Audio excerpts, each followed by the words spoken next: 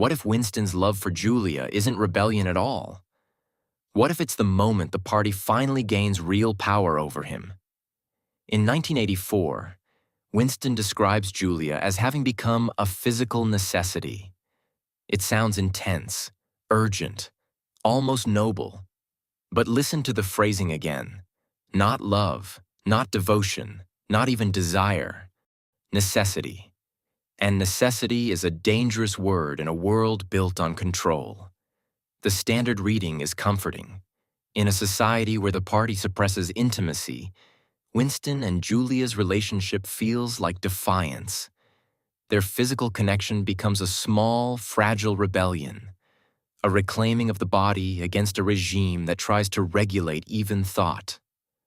From this angle, physical necessity reads as victory. The human instinct to love survives. The body resists where language cannot. It's a clean interpretation, almost too clean, because it assumes something we rarely question. That desire, simply by being natural, is also liberating. But Orwell's language doesn't support that comfort. Physical necessity is a stripped-down phrase. Functional, clinical. Food is a necessity. Air is a necessity. By using that language, Winston does something subtle but unsettling. He doesn't elevate Julia. He reduces her. She becomes not a person, but a condition of his survival. And that shift matters, because the moment someone becomes a necessity, they also become a point of vulnerability. Winston's desire does not emerge in freedom. It is formed in deprivation. He lives in near-total isolation. Surveillance is constant. Emotional life has been systematically dismantled. The party doesn't just control behavior. It erodes the conditions under which healthy attachment can exist. And deprivation changes the structure of desire. It intensifies it, distorts it, narrows it. What might, in another world, be affection becomes something sharper, more urgent, less stable. So when Winston experiences Julia as a necessity, we should be careful. This is not love flourishing. This is need under pressure. There's a quiet assumption in many readings of the novel that the body is a reliable source of truth. The party manipulates language, rewrites history, distorts thought. So we instinctively look for something it can't control. The body feels like that thing. Hunger is real. Pain is real. Desire is real. Therefore, desire must be a form of resistance. But this is where the reading becomes naive. The party does not need to eliminate desire. It only needs to make it dangerous. Because desire creates attachment. Attachment creates dependency. And dependency creates leverage. This is the shift the novel forces us to confront. When Winston says Julia is a physical necessity, he's not escaping vulnerability. He is deepening it. He's building a structure in which his emotional stability depends on something outside himself, something that can be taken, threatened, or destroyed. And in a totalitarian system, that is exactly the kind of structure power exploits.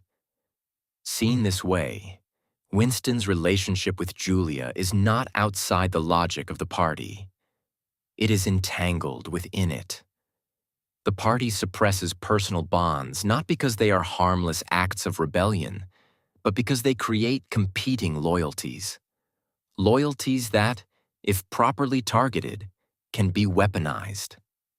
Winston's need gives the party something it didn't have before: a pressure point. There is also an asymmetry in how Winston experiences Julia that we tend to overlook. We often treat her as a symbol of instinct, of nature, of resistance. But Winston's own language undermines that reading. If Julia is a necessity, then her value lies in what she provides, not who she is. She becomes interchangeable with the function she serves, stabilizing Winston's sense of self. This doesn't make his feelings false. but it makes them instrumental. He is not simply loving Julia. He is using her to feel human. And that distinction matters because it reframes the entire relationship. Instead of a mutual act of rebellion, it becomes something more fragile, more one-sided, and more exposed to manipulation. Winston is not standing outside the system with Julia. He is leaning on her to momentarily forget it. This is why the line is so unsettling. It sounds like intensity, but it reveals dependency. And dependency, in a world like this, is not freedom. It is risk. So the question shifts. Not, is Winston's desire a form of resistance? But what kind of resistance is built on need? Because need is not stable. It is not self-sufficient. It does not protect. It exposes. The more essential Julia becomes to Winston, the more catastrophic her loss would be. And that is precisely the condition power requires to assert itself. In this light, physical necessity is not a triumph of the human spirit. It is a warning. Winston's rebellion is not grounded in clarity or independence. It is grounded in absence, in deprivation, in a hunger that makes him reach for something, anything, that can make him feel whole again. And that hunger can be used against him.